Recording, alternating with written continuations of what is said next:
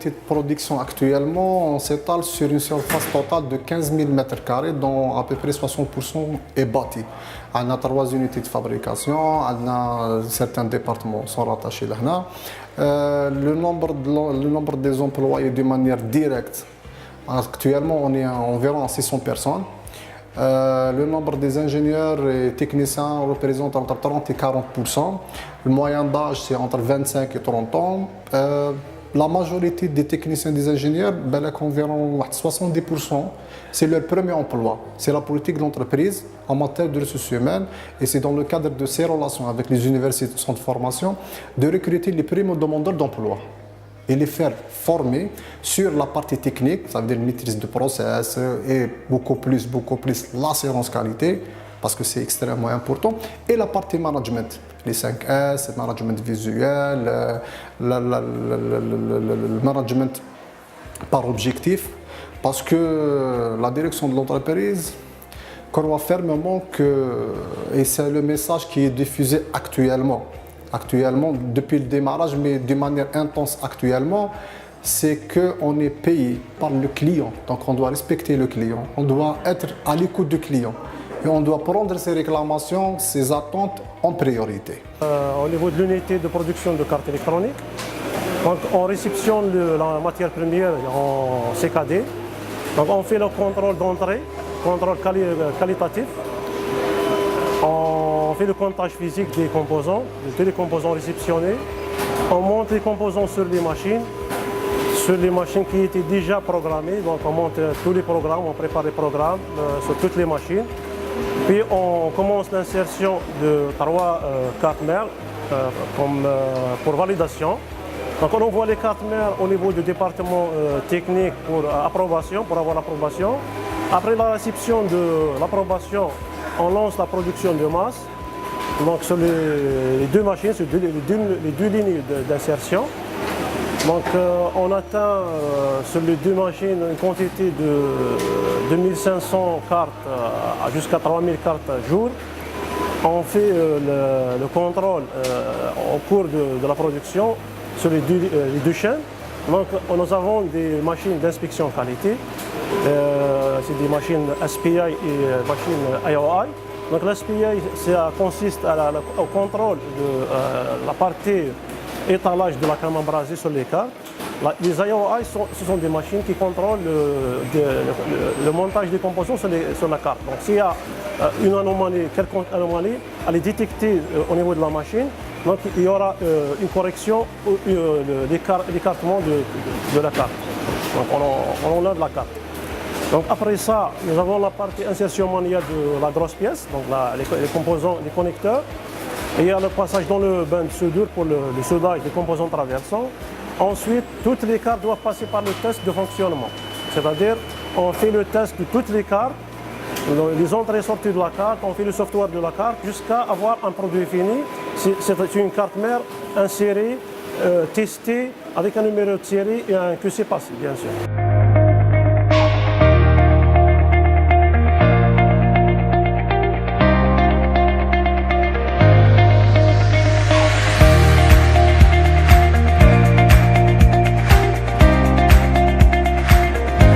En octobre 2015, on a signé un contrat de distribution de nos produits sur la marque Stream System dans le marché européen, Espagne, Portugal, ce qui est vraiment compliqué. D'ailleurs, le consommateur européen, le consommateur étranger de manière générale, il ne fait pas confiance au made in Algérie. Mais par une stratégie, par des efforts, par beaucoup de sacrifices. Alhamdoulilah, on a pu placer le produit. D'ailleurs, il est vendu actuellement depuis 2015 sur le marché espagnol, le marché portugais, sur la marque Stream System. Oui, Inch'Allah, très bientôt, Inch'Allah, il y aura d'autres contrats avec d'autres pays. En 2015, on a lancé aussi la fabrication des smartphones localement. D'ailleurs, comme je dis, à la surprise générale, on a lancé l'assemblage de la fabrication des smartphones ici en Algérie. On n'a pas trouvé un code d'activité. Donc, à la demande de Bomar, un code d'activité fabrication, parce qu'il existait un code d'activité commercialisation et réparation. À la demande de Bomar, on a créé le code d'activité fabrication des smartphones. On a la première unité Tana avec des salles blanches ou des salles propres en 2015 pour la marque Stream System. Ici, on est à l'unité d'assemblage des smartphones. Donc le processus, c'est comme le suit. Donc on reçoit le SKD, il y a la matière première. Donc on fait le contrôle à l'entrée par le département qualité. Donc il fait la vérification de tous les articles reçus. Après ça, donc, on fait l'assemblage des premières pièces pour la validation. Donc si tout va bien, le téléphone marche bien, donc on fait le démarrage de la production, de l'assemblage, donc de masse production. Donc ici on a deux lignes, une ligne qui fait uniquement l'assemblage des smartphones Stream System et il y a une deuxième ligne qui fait uniquement l'assemblage des smartphones LG. Donc la capacité pour la ligne LG c'est à 3000 pièces par jour et pour la ligne Stream on arrive à 2000 pièces par jour. Donc les étapes de ce processus, donc premièrement on fait la préparation de tout ce qui est accessoire. Après ça, donc, on commence l'assemblage de la carte mère avec le tactile, avec la dalle, le LCD.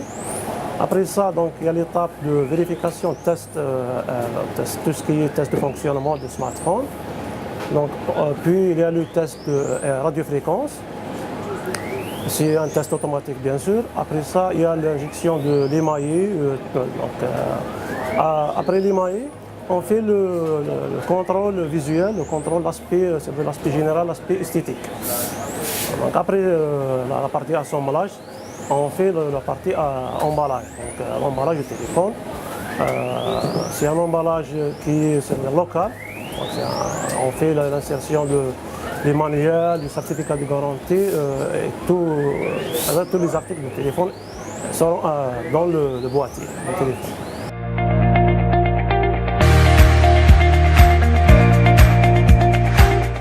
Une fois on a installé le produit en Espagne et Portugal, pour nous notre objectif c'est de toucher aussi le marché allemand, français et italien.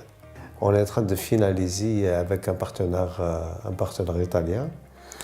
Alors normalement on commence à recevoir des commandes mensuelles de 2 500 000 $. Donc plus ou moins pendant l'année c'est plus ou moins 25 millions à 30 millions de dollars par an. On parle TV, ça c'est la première étape. Et normalement, Inch'Allah, après ça, on commence à développer même la téléphonie. Nous, on est en train de travailler sur un sujet où on peut être un peu différent. Donc, on ne va pas rentrer dans le détail, mais soyez sûrs qu'on va partager notre business avec un groupe japonais mondialement connu. Mondialement connu. Moi, si je parle mondialement connu, c'est mondialement connu, c'est une référence. Et voilà, exactement. Et lui, il a une partie de software. On va développer, c'est-à-dire un système pour le produit. C'est normal, ils vont travailler avec nos ingénieurs en coopération. Donc, ils vont développer ensemble. Pas plus de ça. D'intégrer certaines options sur le produit. On a installé l'année passée avec notre partenaire américain une ligne d'insertion complète avec un coût, c'est pas de rien. On a investi 1,5 million de dollars dans un équipement, être installé à l'université de Blida, Saïd Dahlem, pour former des ingénieurs. Mais c'est pas uniquement pour Bomar, pour l'économie algérienne.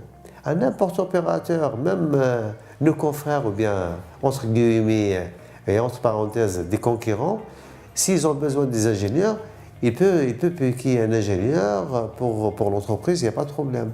Donc on est là pour notre économie. Et on sait très bien si on est en train d'investir aujourd'hui pour l'avenir de notre activité.